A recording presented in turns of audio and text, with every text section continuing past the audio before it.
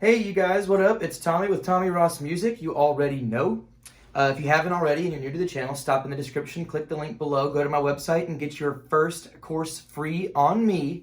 Put together a collection of guitar courses, merchandise, gear, and even some weekly and monthly lesson plans that you can do from home, remotely, safely from this pandemic that we got going on.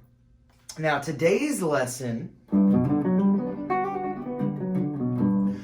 I want to eventually get into that niche little ad that I put out talking about can you play all the 7 arpeggios related to a major scale in one economically fretted stationary position. But first, you have to understand a couple of things. And I think these things are essential to being a professional musician and a working musician, and being able to be compatible with other artists out there, especially in Nashville. I'm going to get into a concept called the Nashville numbering system. It's not music theory, it's just can you count to 7, right? But it kind of is. It kind of brings some points in for music theory. So one of the first things you need to know is your major scale. We'll start in the key of G, for example. So we've got do, re, mi, fa, sol, la, ti, do. Okay. 1, 2, 3, 4, 5, 6, 7, 1, or octave, or you could call it 8. Okay, so you need to be able to play that and understand that concept. And knowing that the major scale formula is, once again, 1, 2, 3, 4, 5, 6, 7 octave. Okay? And that can start helping you understand the basis of triads. What are triads? Well, triads are the building blocks and the foundation of what a chord is. It's the 3 notes in harmony played at the same time that basically give you a quality of a chord. It's going to include, in a major scale, basically they're going to include the 1, the 5 note, and for a major triad, it'll include the major third. Now why did you use this third? Well, for the chord shape, they tend to use this third, especially for like the basic bar chords, right? But this is technically the third, and this is an octave of the third. 1, 2, 3. Just like if we started from 8 or 1, 1, 2, 3, do, re, mi, 1, 2, 3. So that's also a 3. It's just the second octave. If you know the major scale in the first position, you can not only walk the 1, 2, 3, 4, 5, 6, 7. You can also walk 1, 2, 3, 4, 5, 6, 7 octave.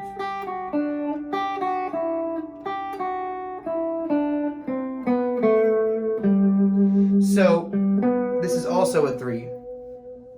And so that's your major triad. It's going to consist of the 1, the 5, and the 3, the major third. Now a minor triad, you kind of have to know the minor scale, right? So the minor scale formula is a little bit different. It'll start on the same note, G, right?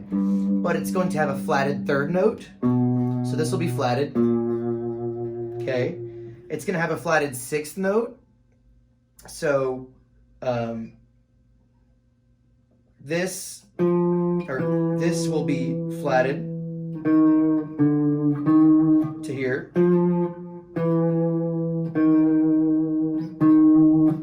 So the 6th note is flatted a half step. Okay. And the 7th note. So the 7th note, which is typically here, is flatted a half step. So how does that line up? Well, okay. And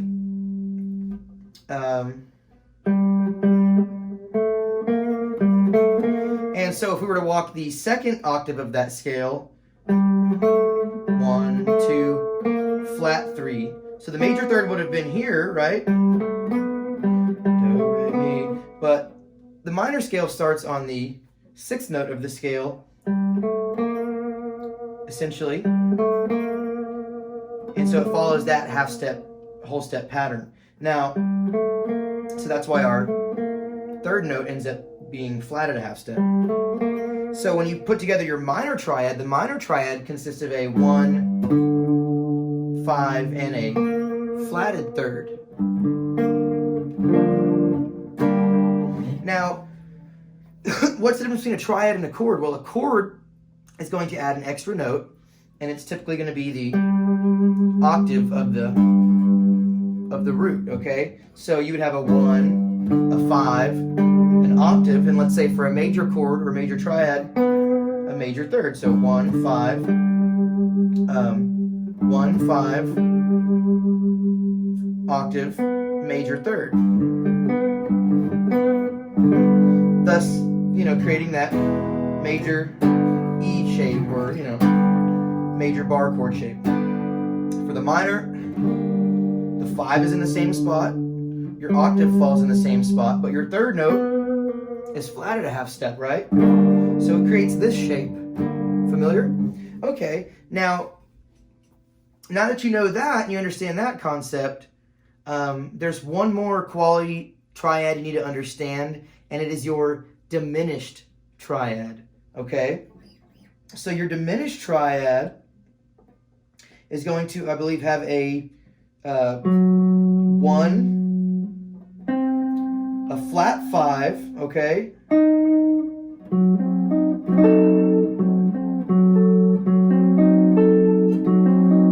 A 1, a flat 5, and a flatted 3rd.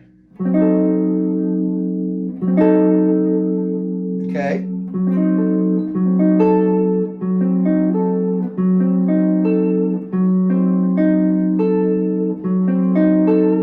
So you need to understand a diminished triad. Now, what am I going to do with the major triad, minor triad, and a diminished triad?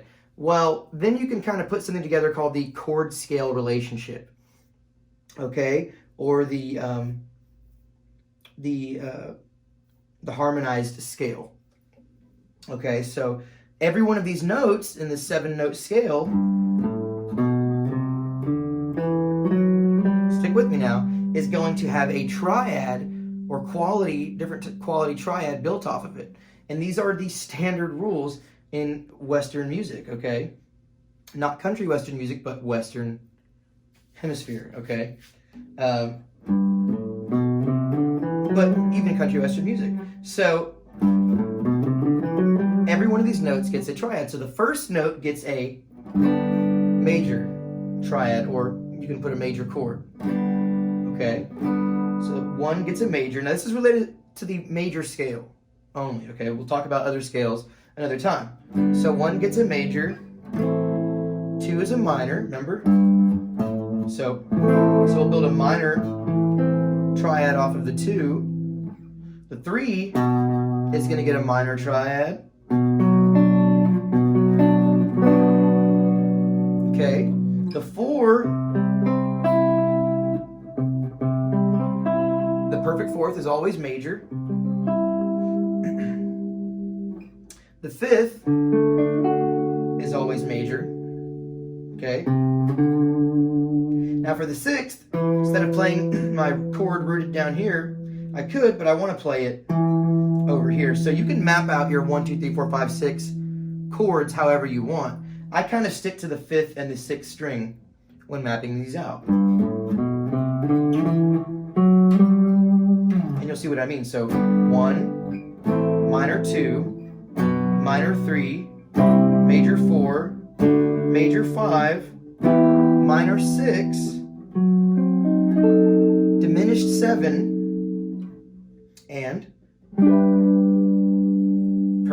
perfect 8, or major 1. Okay. Now, in my description, I'm going to show you how you can notate this or describe this using Roman numerals. capital Roman numerals and lowercase Roman numerals.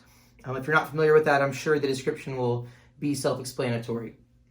So now, okay, all right.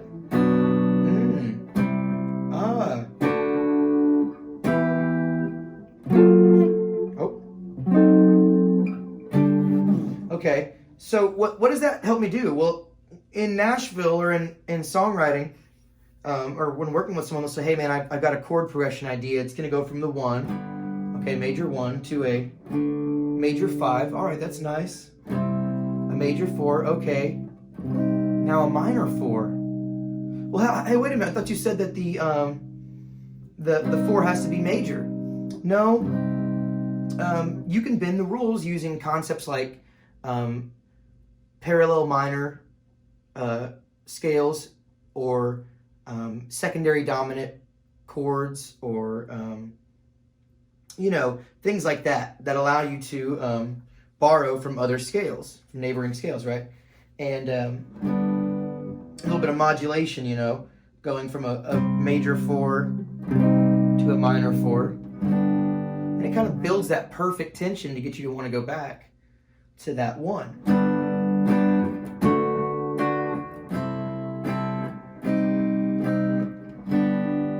See? So one more time. We have a major 1, major 5, major 4, minor 4, right? Or another classic one is major 1, minor 3, major 4, minor 4. See how it kind of sets you up for landing right back at home. So knowing your chord scale relationship and your Nashville numbering system and how to get around quickly like that, I mean, you can put together songs in no time and learn songs in no time just by word of mouth, over the phone even. Now, the final thing I want to get into is a little bit more advanced. It's the 7th chord scale relationship. So it's the major scale, but with 7th chords. Okay, adding the major and minor 7ths and stuff like that. Now, it's a little bit different because on the 5th note, everything follows the same concept: major, minor, minor, major. Now, the 5th note is a natural 7th chord, not a major 7th chord. So when getting into that, can you play all 7 arpeggios related to a major scale in one economic stationary position? It's actually, to do it with 7th chords, it's actually quite impossible. Because that major, or that dominant 5th, or natural 5th 7th chord will require you to either step out of the box a half step this way, or step out of the 4 fret spanning box a half step this way. So like, or, right? So we have to step out of the box either way. So in my video, I actually just went ahead and played or in the ad video, I went ahead and just played a major arpeggio or major 7th arpeggio rather than playing the dominant 7th arpeggio, just for fluidity. And technically, it is like a major. The dominant starts out just like a major, uses a 1, a major 3rd, and a perfect 5 in the arpeggio buildup.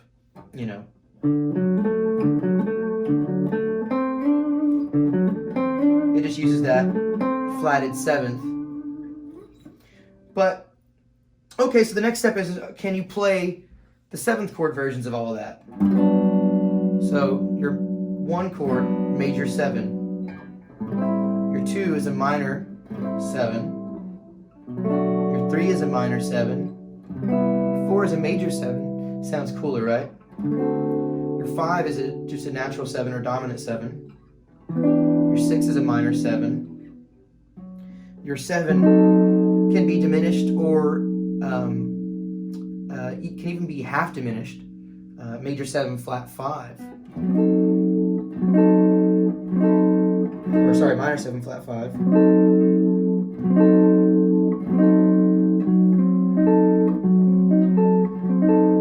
that's a major 7, yeah. Major 7, flat 5, sorry. And then you go to your 8, perfect 8, 1, major 7, or yeah, major 7 again.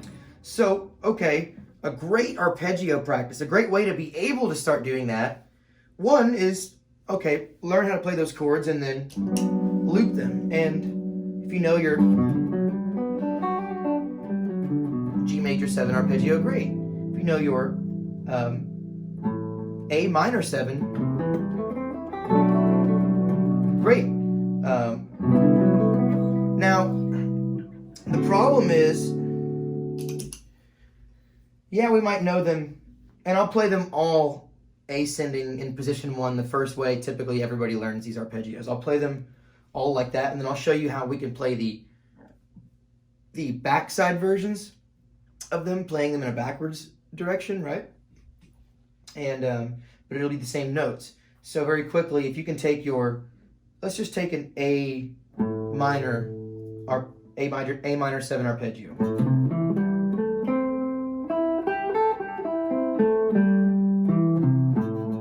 That's how we typically learn it, right? It kind of looks like the minor pentatonic. It's very, similar to what we've been playing as a beginner. Sorry. But can you play that starting with your pinky going the opposite direction? Yes.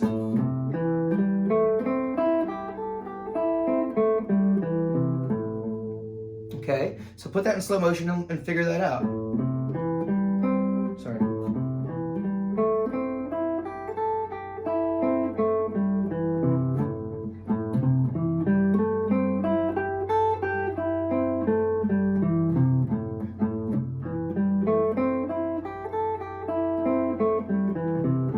Okay, so be able to play them front and back and, all over the fretboard. Rooted on your, not only your, learn how to play a minor arpeggio, not only rooted on your 6th string, but rooted on your 5th string.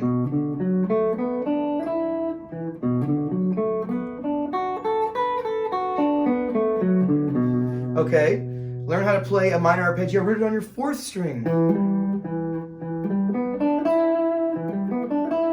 Right?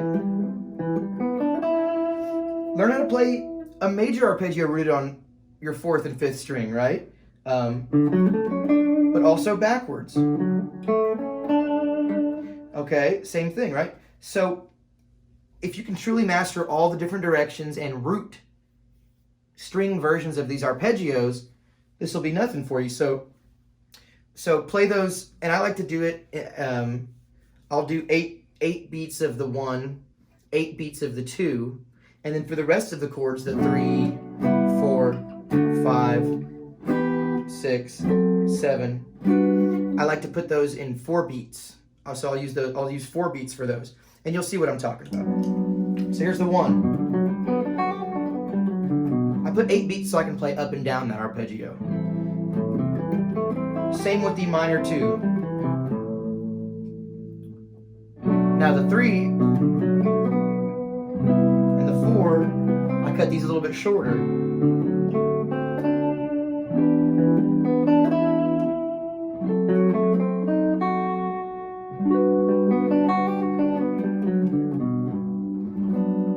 Okay, now the one I didn't talk about was probably the diminished arpeggio.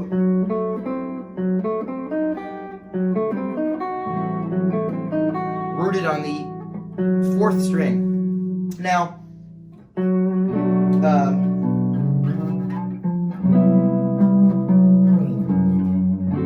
if you know your diminished arpeggios, rooted on the 6th string, it looks a little something like this.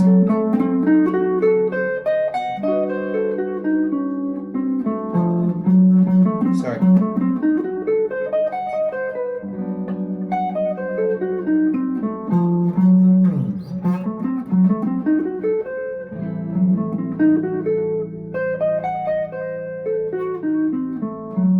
It's not an arpeggio that I use a lot, but you need to know it. It sounds wonky. It sounds like everything's falling apart, right? It builds a lot of tension and just begs you to come back to that. It's known as the leading tone. as far as scale degree names. And that's another lesson.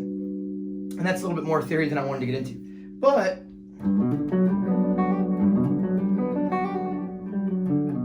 okay, major 1.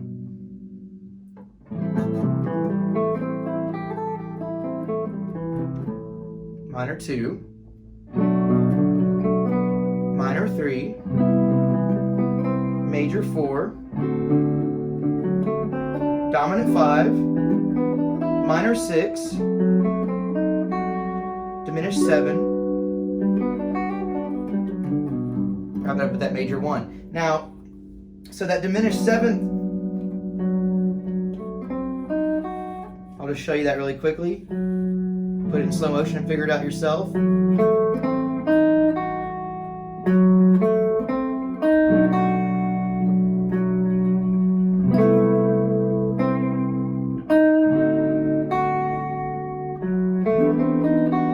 Okay. So this is a great way to practice and start building your improv speed. You know, if you want to be a great improv player or lead player that plays through the changes and plays the right notes over the chord changes, this is a great way to start. You know. So whenever you know the chords in the chord progression, you never feel lost.